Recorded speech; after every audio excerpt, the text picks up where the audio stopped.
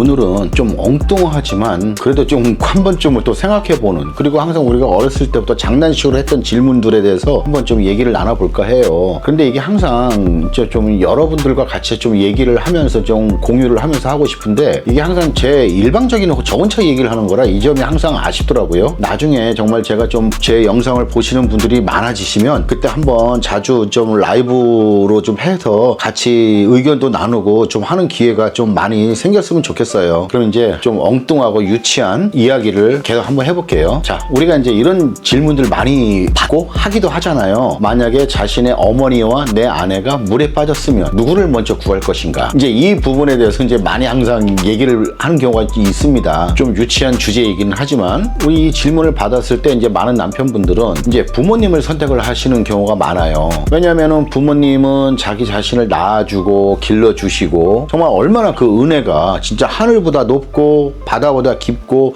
이 세상보다 넓습니까? 정말 평생을 갚아도 못 갚을 은혜라고 생각들을 하죠. 그래서 이제 어머니를 선택을 합니다. 그리고 심지어 어떤 눈치 없는 남편은 하는 말이, 어머니는 단 한 분뿐이지만 아내는 또 재혼하면 또 생기지 않느냐, 또 이렇게 얘기하시는 분들이 있어요. 근데 제가 아는 지인 중에 이렇게 대답을 했다가 한 일주일을 싸웠대요. 일주일을 부인하고. 근데 이제 지금은 잘 살고 있어요. 잘 살고 있는데 제가 어떤 그 지인한테도 이게 확 찌면서 이게 눈치 없이 말 그따위로 하냐 하고 이제 뭐라고 한 적이 있는데, 어쨌든 이런 생각을 하시는 분들이 많아요. 아무튼 다시 이제 본론으로 들어가서, 자, 그렇다면 이 상황에서 누구를 먼저 구해야 되는 게 맞을까요? 이는 이제 이 정신과 쪽으로 이제 이미 답은 나와 있다고 해요. 어머니보단 아내를 구해야 한답니다. 아내를. 그 이유가 뭐냐면 우리는 어머니를 선택해서 이 세상에 태어난 게 아니잖아요. 우리가 선택한 사람은 아니잖아요. 솔직히 어머니는 단 어머니가 우리를 선택해서 내가 이 세상에 태어났을 뿐이지, 하지만 아내는 내가 선택한 사람이라는 것입니다. 그렇기 때문에 아내의 인생 또한 자기 자신이 책임을 져야 되는 큰 의무가 있는 것이죠. 그런데 사실 이러한 것에 대한 어떤 답을 굳이 만들어낼 필요는 없어요. 왜냐? 생기지도 않을 일이거든요. 생기지도 않을 일. 다만 이제 그 마음, 생각하는 것 자체가 이제 문제겠죠. 그러니까 제가 말씀드리고 싶은 건 자기가 선택한 결정에 대한 책임을 지라는 거예요. 자기가 선택해서 그 결정을 한 그 결과물이 자기 아내란 말이죠. 그런데 이 아내를 너무 하찮게 대하고 무시하고 막대하는 이런 남편분들이 정말 많아요. 그러니까 이는 어떻게 보면 자기 자신이 신중하게 내린 선택이었음에도 불구하고 그 선택에 대한 책임을 지지 못하는 거의 미숙아와도 같은 그런 남편들이란 얘기예요. 이건 제가 진짜 말씀을 드리는 건데, 제가 30년 정도 이 일을 했습니다. 저희 사무실에 이혼 전문 변호사님들하고 이제 같이 도와서 제가 이제 일도 많이 하고, 그리고 제가 상담도 많이 하고 심리 상담도 많이 했을 때 제가 그동안 내린 결론은 딱 이거 하나였어요. 아내가 행복해야 가정이 행복하고 남편도 행복하다. 이건 정말 진리인 것 같아요. 아내가 특별하게 아주 못된 인성을 가진 유책 배우자라면 그건 어쩔 수 없어요. 그거는 뭐 내버려 두고, 제가 말하는 기준은 어디까지나 선량한 우리 평범한 우리 아내분들 기준으로 하는 말씀입니다. 다시 한번 말씀드리면, 아내가 특별한 아주 못된 인성을 가진 유책 배우자가 아니라면요, 이 남편이 아내를 행복하게 해 주어야지만이 이 행복해진 아내가 자기의 어떤 행복 바이러스를 이 집안 곳곳에 다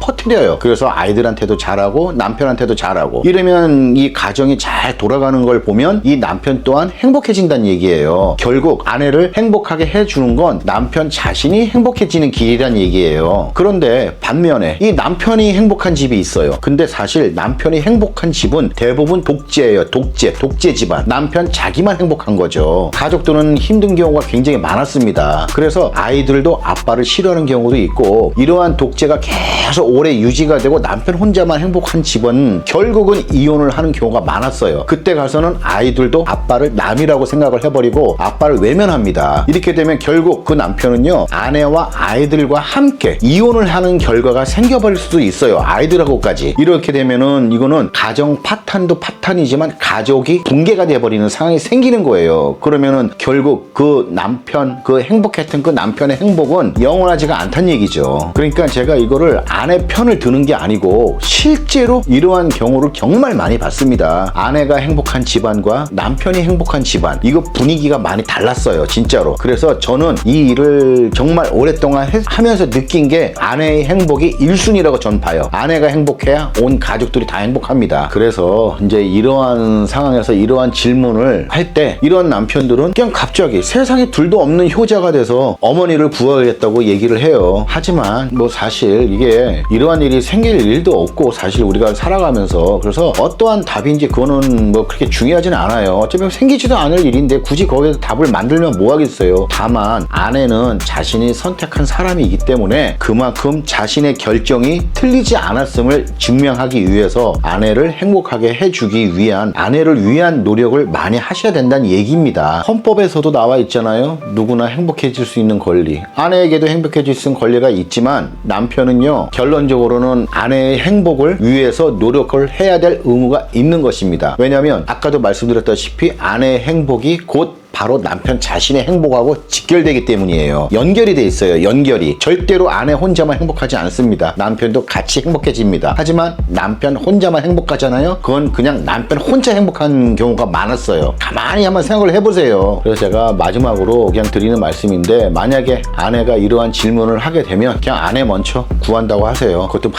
심각하게 생각하는 척하면서 뜸들여가지고 대답하지 마시고 바로 난 당신 먼저 구할 거야 라고 얘기하세요. 그게 거짓말인 것처럼 느껴지더라도 아내는 기분 좋습니다. 그럼 누가 알아요? 그날 저녁에 라면 먹을 때 애들은 그냥 주지만 남편 그 라면 속에 달걀 하나 들어있을지? 끝.